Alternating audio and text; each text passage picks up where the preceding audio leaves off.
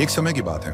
भारत के एक छोटे से गांव में रमेश नाम का एक गरीब किसान रहता था। उसके पास अपनी जीविका चलाने के लिए थोड़ी सी जमीन थी, जहां वह खेती करता और अपने परिवार का पेट पालता था। हालांकि उसकी आर्थिक स्थिति बहुत खराब थी। बरसात न होने के कारण उसकी फसल कई बार बर्बाद हो चुकी थी और वह कर्ज के बोझ तले दब गया था। रमेश के जीवन में एक समय ऐसा भी आया जब उसे लगने लगा कि वह अपनी परिस्थितियों से कभी नहीं निकल पाएगा। उसे ऐसा महसूस हुआ जैसे जीवन ने उससे हर खुशी छीन ली है। फिर भी उसने हिम्मत नहीं हारी। एक दिन वह अपने गांव के सबसे वृद्ध और ज्ञानी व्यक्ति से मिलने गया। उस व्यक्ति ने रमेश को एक पुरानी कहानी सुनाई। वृद्ध व्यक्ति ने कहा, कई साल पहले इसी गांव में एक और किसान रहता था। वह भी तुम्हारी तरह ही गरीब था, लेकिन उसके पास दृढ़ संकल्प था। उसने कभी हार मानना नहीं सीखा था। उसकी फसल भी कई बार बर्बाद हुई, लेकिन उसने हर बार मेहनत की और नई राह खोजी। एक साल उसने अपनी जमीन पर नई तकनीकों का उपयोग किया और जैविक खेती का प्रयास किया। उसका निर्णय जोखिम भरा था, लेकिन उसकी मेहनत रंग लाई। उसकी फसल इतनी अच्छी हुई कि उसने न केवल अपना कर्ज चुकाया, बल्कि अपने गांव के अन्य किसानों को भी प्रेरित किया। रमेश ने उस वृद्ध व्यक्ति की बातों को बहुत गंभीरता से सुना। उसने मन ही मन निश्चय किया कि वह भी उस किसान की तरह हार नहीं मानेगा। अगले दिन से ही रमेश ने अपने खेतों में नई तकनीकों का इस्तेमाल शुरू किया।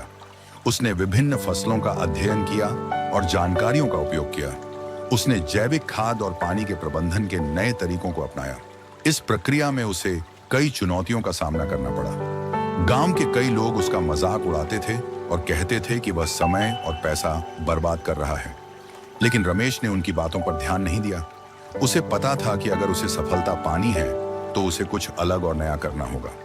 वह दिन रात मेहनत करता और अपने खेतों की देखभाल करता। समय बीतता गया और फिर वह समय आया जब फसल कटाई का समय था। रमेश की मेहनत रंग लाई। उसकी फसल न केवल अच्छी हुई, बल्कि उसकी गुणवत्ता भी बहुत बढ़िया थी। उसकी मेहनत की वजह से वह अपनी फसल को अच्छे दामों पर बेच सका। उसने न केवल अपना कर्ज चुकाया, बल्कि अपने परिवार के लिए एक अच्छा भविष्य भी सुनिश्चित किया। उसकी इस सफलता ने गांव के अन्य किसानों को भी प्रेरित किया। रमेश ने अपनी सफलता को अपने तक सीमित नहीं रखा। उसने अपने अनुभवों और ज्ञान को गांव के अन्य किसानों के साथ साझा किया। धीरे धीरे गांव के अन्य किसानों ने भी नई तकनीकों को अपनाना शुरू किया और उनकी भी फसलें बेहतर होने लगी। रमेश की कहानी अब गांव में एक प्रेरणा बन चुकी थी। लोग उसे एक ऐसे व्यक्ति के रूप में देखने लगे जिसने विपरीत परिस्थितियों में भी हार नहीं मानी और अपनी मेहनत और लगन से सफलता प्राप्त की। उसने साबित कर दिया कि अगर व्यक्ति के पास दृढ़ संकल्प और मेहनत करने की इच्छा हो, तो वह किसी भी कठिनाई को पार कर सकता है। रमेश ने जीवन में एक महत्वपूर्ण सबक सीखा था। हार मान लेना जीवन में सबसे बड़ी हार है।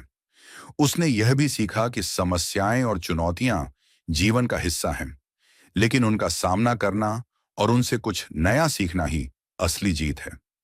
उसकी कहानी हर उस व्यक्ति के लिए प्रेरणा है जो अपने जीवन में कठिनाइयों से जूझ रहा है। गांव के लोग अब रमेश के पास आते और उससे प्रेरणा लेकर अपने जीवन में कुछ नया और अच्छा करने की कोशिश करते। रमेश की कहानी हमें यह सिखाती है कि कोई भी स्थिति कितनी ही कठिन क्यों ना हो, अगर हम मेहनत, लगन और धैर्य से काम लें तो सफलता अवश्य मिलती है। इस तरह रमेश ने अपने कठिन संघर्ष और अटूट संकल्प से यह साबित कर दिया कि व्यक्ति चाहे कितनी भी विपरीत परिस्थितियों में हो, वह अपनी मेहनत से अपनी तकदीर बदल सकता है। उसकी कहानी यह संदेश देती है कि कभी भी हार मत मानो, क्योंकि हर अंधेरी रात के बाद एक नया सवेरा आता है।